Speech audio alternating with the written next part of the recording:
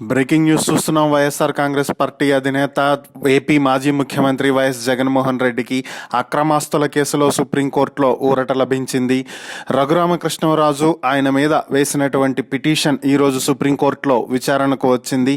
తనను వేధించారని, తన పుట్టినరోజు నాడే తనను అరెస్టు చేసి తనను హింసలకు గురి చేయటం జరిగిందని, దీనికి సంబంధించినటువంటి విచారణ ప్రస్తుతం జరుగుతూ ఉంది అని చెప్పి ఆయన సుప్రీంకోర్టుకి తెలియజేశారు. అయితే జగన్కి సంబంధించినటువంటి అక్రమాస్తుల కేసుల్లో ట్రయల్ జరగట్లేదని, గత 10 ఏళ్లుగా పలుసార్లు విచారణ జరిగినటువంటి కేసులు ఇప్పటికీ పెండింగ్లో ఉన్నాయని, ట్రయల్ ఎందుకు జరగట్లేదనేటువంటి విషయం తెలియదని, దీని మీద వెంటనే సుప్రీంకోర్టు విచారణ చేపట్టాలి అంటూ రఘురామకృష్ణరాజు ఆయన తరపున లాయర్లు సుప్రీంకోర్టు ధర్మాసనం ముందుకు ఈ విషయాన్ని ప్రస్తావించడం జరిగింది.